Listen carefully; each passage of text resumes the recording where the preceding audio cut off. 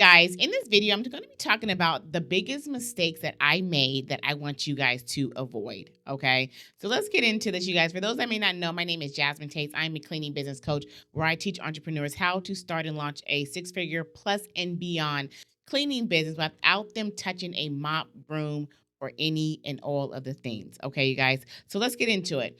I often talk about how I teach the most from my mistakes, right? My all my SOPs and all of the resources and all the courses are created from isms, mistakes, things that I wish I would have avoided in the process of me starting and launching and growing and scaling my business. I share with you guys the most. I'm so transparent in it because I feel like it took me through a lot of heartache. And if I can help you to avoid those things, look, even the video gives me this thumbs up, right? If I can help you to avoid those things, then I did my job. Okay. So I'm trying to figure out where I want to start because I made a lot. All right. One of the things that I teach the most, well, not, I don't want to say the most, but one of the things that I teach with the start of when you set up your business, right, about doing the foundational work first. Okay. A lot of times we skip past that part and we just start the business and we don't even know where is the most profitable position to place our company, right? We don't do the market research. We don't determine which area is the best, right? I'm located in the Dallas Fort Worth area. And when you think of Dallas Fort Worth area, you're like, oh yeah, Dallas, Texas. That's a no brainer. But you guys, when you look at a website called bestneighborhoods.org, it'll actually show you where the optimal areas are with the household income. It'll let you know with a visual color coded map, right? Red is low income, yellow and orange is medium, and green is high income. It'll actually show you, and you'll be surprised that Dallas doesn't have that much green. Okay, not just as in like city, like concrete jungle, but like green as in a high household income area. Now, yes, there's some targeted areas within the Dallas, but it's not as big as other options as well outside of the Dallas city, right? So we can't just assume like, okay, yeah, I'm going to service all of Dallas. And that was one of the first mistakes that I made. I'm assuming that, oh, this is Dallas, Texas. It's super big. I'm going to service everybody. Well, in entrepreneurship, there is a saying that says, if you serve everyone, you're serving no one. And I feel like that can kind of go across all industries. Okay, can be applicable to this as well. Because I made the mistake of servicing every single area. Like, oh yeah, when we're setting up Thumbtack, we're just clicking and setting up everything. When that was not the best, smartest move to make, because I'm opening up my company to clients that's not our ideal client. Okay, we're servicing all the nastiest, dirtiest houses. I'm saying yes to everything. I remember it was like maybe my first or second job that I had to do, and I was had to clean it was like a roommate situation, and the person only wanted his bedroom and closet clean. Y'all, when I walked into that place, first of all, it was already in a sketchy location. I made my husband come with me, and he just stood around because he didn't even know where to start. It was that chaotic, and it was a mess. Like I can visually see it right now, this room. Okay, you guys, like it haunts me to this day. Okay, I would just say yes to everything. I remember another house we did that was kind of near the same area, downtown area somewhere, and it was so gross, you guys. I was probably there for hours upon hours. Okay, it was roaches and bugs, and like the kitchen looked like nobody touched a dish in 6 months. It was so bad. And I remember we did some light organizing in there. And I remember getting a call after the client has been after we were done. They were like, I can't find X, Y, and Z. And I'm like, well, yeah, because we put it up somewhere, right? And I think it was like after that era is when we no longer offered organization services as add-ons, because I realized that first of all, I'm not an organizing company, but second of all, like organizing is such problematic because the person either needs to stay there, so you're literally asking each item like, hey, what do you want me to do with this? Hey, where should I put this? Is it a throw? Is this trash or is it dirty? Is it clean? Like, what are we doing? Right? Like, I can do organized chaos, like put everything, stack everything here, stack it nice, neat, make it look visually appeasing. That's like, that's a superpower of mine. But actually, each item, like, hey, what do you want me to do with this? And where should I put this? Right? Like, yo, where does all the pins go? Right? I'm like, what are we doing? Because there was one other client that we had to do that was very similar like that as well. It was another one bedroom, one bath apartment in Dallas area. Look, yo, Dallas market was insane. But what I'm trying to say is that I just said yes to everything, and you don't have to do that. I remember like more mature in the business where like I could tell the tone of the conversation and the questions that were being asked if this client was going to end up being more of a headache at the end, where like I would just be like, yo, unfortunately, we don't have any availability. We don't have nobody. All of our times are booked for the next 6 months, right? Like I would purposely like just avoid the booking and just count the cost as a loss because I could already tell. Like I've been in it too long, I could already tell where this is going to go. Okay? So you don't have to say yes to everything. So in order to avoid having to deal with not the ideal clientele, you want to make sure that you're planning your company in the best optimal area. Okay. Figure out what that household income you want it to be at. Like do all those things so that way you can make sure that your business is going to be thriving. Okay.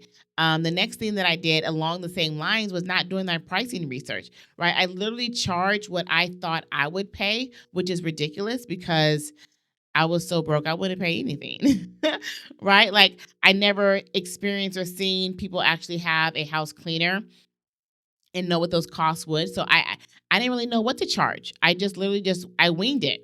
Like, oh, I guess we'll just charge, I don't know, $80 for one bedroom, one bath. That seems right, right? So I'm pricing, and then I was so like in my mindset in that season, I had such a lack mindset, limited belief mindset to where I wasn't spending a lot of money. I didn't see the value in it, right? I wasn't counting the cost as a value. I was counting the cost like, man, I just really want them to say yes to this booking, and whatever they're going to say yes to, like we'll be good with, right? So we extremely undercharge for our services, like extremely. And I shared the level of success that I had in the first year, in the first 6 months of business. I'm going from, homeless and living with my parents in a very small 2-bedroom, 1-bath apartment with 7 people sharing that space and 1 bathroom with 7 people, right? And to being able to get a nice, beautiful, big 5-bedroom 3-bath house, right, in a nice, very big suburban area. And that was awesome, like amazing, right? But I now think about how much more money and more profit and more revenue that we probably actually should have made if it wasn't for not charging the right prices, right? Just being so scared and just accepting so many people that like it was not worth it at the end of the day. I remember another job that I had that was super undercharged, but it was the highest job of the time. Like I didn't even know what this job was, but this goes back to like saying yes to everything. It was a 5-day cleaning. You guys are gonna laugh when I tell you how much they paid for this. I'm trying to remember. I think this was the cost for that service. It was a 5-day, and they wanted somebody to be able to clean 2 to 3 hours in the morning time to like afternoon, and then come back in the evening after like an event they were hosting like for 5 days straight. It was like a some sort of cultural wedding ceremony for like their culture. Culture. Y'all get what I'm saying, okay? And I think it was like $1,000 that they paid. But again, that service was extremely undercharged. I had to bring in 2 helps for the last day event because it was a big, big event. My husband had to come. There was like extremely disrespectful, calling me the maid, like left and right. I felt like I was in the movie The Butler. It was so bad, okay? So I guess out of that portion right there, you guys, don't feel forced to say yes to everything, okay? Because at the end of the day, right, they agree. It agrees, okay? At the end of the day, it's not going to be worth it. It's going to cause you more headache than anything. So do the pricing research. Make sure that you're not undercharging your services. Do the market research. Make sure that you're planting your company in the best optimal place. Um, there's another big mistake I wanted to talk about. Come back. That thumbs up distracted me. Goodness gracious. Um, let's see. Pricing, yes to everything. Location. I know there's another one. Oh, the biggest one. Okay, the one that we're gonna end on right with this. This is gonna be the last one, or maybe I think I have one more. But Reoccurring bookings. You guys, my first year, I remember like I thought I was doing really, really well, but I had nothing to really measure it against to know like how well I'm actually doing. I remember doing a mentor call with a cleaning business owner. That's somebody that owns a company here locally in Dallas, and I'm chatting with them and I'm just going over some information. They're giving me advice and feedback and just, just really mentoring me in that moment. And I remember him asking like, what is your reoccurring percentages? And I was like, huh? Who? Who's that? And he was like, "What do you mean? Who's like, what are you talking about?" I like, "What do you mean by reoccurring? Like, we just have one time cleanings. Like, they book and they're done. Like, book, clean, done. Like, bada bing, bada boom, right?" And again, I was so focused on the current dollar, I was not preparing for reoccurring revenue. Like, I had no idea of that concept. It was just like get the client, with the client, clean the client, be happy with the client, right? And that was literally it. I was so focused on today's sales, never focusing on trying to convert those one-time clients to reoccurring clients. So we booked and had a lot of bookings year one, year two. But year 2.5 is when we actually started implementing our reoccurring strategies to be able to convert our one time, because we weren't even asking them. I found that in business is that if somebody's looking for something and you don't let them know that you offer it, they'll go look for it somewhere else. Right. So there could have been opportunities to where like they maybe did want a reoccurring booking, but didn't know we offer it because I simply didn't discuss and ask them. Sometimes we think sales is like, oh my God, I'm too pushy. You guys, sales is a service. It is a benefit for the person. You ever went to go look for something or you needed to buy something and you wasn't for sure that you're looking for, and somebody asked the right questions and provided you with the right solutions and told you what product would work best? That was a service that was for you, right? Yes, they did. Did they benefit? Yeah, we're in business. We need sales to profit, right? But sales is a service. And if we constantly look at sales as a negative light, as in like, oh my God, I want to be too pushy, I don't want to come off too strong, then all they're gonna do is go look for the service somewhere else because they don't think you offer it. Let that sink in. So again, that was another big money miss out that we had because I did not convert any of our one-time clients. The first reoccurring client we had was year 2, and it was because they asked. They was like, "Hey, can we get this weekly?" She was studying for the bar. She was a family of 5. Her husband was worked in the medical, and she was studying for the bar. She was like, "I do not have time to clean. Can you come once a week?" I'm like, "Bet, yeah, totally." I'm not turning that down. I was like, this is cool. Okay. Even then, it didn't dawn on me to ask, previous clients if they want to come back for a weekly, bi-weekly, or monthly cleaning services. Like crazy. Right. I think about again how much money we miss out. Because even if I could have converted, let's say 30 to 40% of our one-time clients to reoccurring, that means year 2, we're starting off in profit.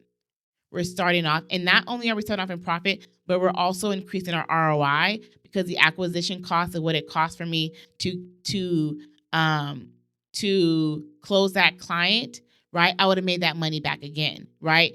Now I focus a lot on the LTV, the long-term value of a client. Let me get my calculator out because I don't want to be looking here crazy.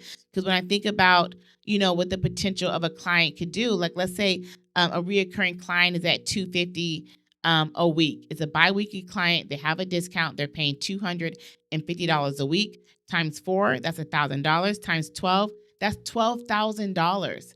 That is the long-term value of that customer. So that $30 or $40 lead that a lot of us are complaining about, if done right, if you did your hiring right and you started there first, because we understand like that is the start of the scalability of your business. Okay. You have all of that. Look, All of the hiring scripts and resources, you guys, is in the academy, you guys. We have everything laid out for you. And if you don't want to do it, we'll do it for you, because we have an amazing done for you program to where like our team will actually build the business and hire your cleaners for you. Okay. So we understand that the scalability of your business starts with your cleaners, because they represent your company. How well they do will determine if you can even approach them with with the upsell of a re-cleaning offer. Okay. So if a $30 lead, a lot of us are complaining, a $40 lead, a lot of us complaining, we're looking too much at the short-term value of that lead. Look at the long term. If you can convert that client to a recurring, even if they do, weekly is too much, I'm just going to do bi-weekly, that's a $6,000 client. A lot of us are focused on commercial. Ooh, I want commercial. Yeah, I'm not knocking commercial. Commercial is a dope industry. I know a lot of dope commercial business owners, commercial business coaches, but a lot of you guys don't look at the value of what residential can actually be. And yes, residential cleaning companies is a $1 billion industry. And yes, there are multiple 7-figure cleaning business owners that strictly does residential. There's a place for that. Because if I have what if I have $5,000-$6,000 clients? That's $36,000 a year. Like, just keep replicating and doing the math. So one of my biggest mistakes that I made was not focusing on reoccurring clients. Okay. And those are all big things that cost us a lot of money. Some cost us a lot of money on the long end. Some cost a lot of money because it's the heartache. Like, yo, Lord, goodness, just complaining. You want a discount. Yo, you know what? This is what we're going to do. We don't have availability. So to run it back, to give you guys a little recap, make sure that you guys do your market research to determine what's the most profitable area to plant your business. Make sure that you know what to charge them. Do their pricing research. Find 5 to 10 companies. Figure out what they're charging for their services. Do the average. I'm not saying you have to do the average, but I'm saying don't do the lowest. And if you want to do the highs and represent your company as a more high-end luxury brand, kudos, do that. Make sure that your infrastructure supports that, because you can't go in there, okay, with a milli budget and you over here looking like McDonald's. So make sure that the brand matches, okay? And I know McDonald's is a $1 million brand, so don't become for me, but a cheeseburger at McDonald's is different than a cheeseburger at a high end restaurant, right? And they got gold flakes, right? But anywho, y'all got me off track. But so the pricing, want to make sure that you guys are pricing at the market rate. Don't shortchange yourself. Don't feel like you have to charge cheap because you're brand new. Who knows you're brand new? Nobody, boo. Nobody. Okay. So pricing, location, pricing. You don't have to say yes to everything. You don't have to say yes to everything. Yes, there may be the loss, but the loss, if you say yes, is going to be so much worse at the end. Okay. And then third, make sure that you get all them coins and go for them reoccurring bookings. Okay. I hope this was helpful, you guys. I just wanted just to give you guys and share that feedback, because I see a lot of chatter around some of these topics, and I wanted just to kind of set the record straight. If you guys have more questions that you want me to answer, please, like always, drop them in the chat, drop them in the comments, send me a DM or email, however you're going to reach out to me, so that way I can continue to give you guys clarity, understanding around this industry and around this business, and how this business can serve you, because we're not trying to start another job. Okay. Until next time, you guys, like, share, subscribe, do all the things of all the things. And I'll see y'all next time. Bye, y'all.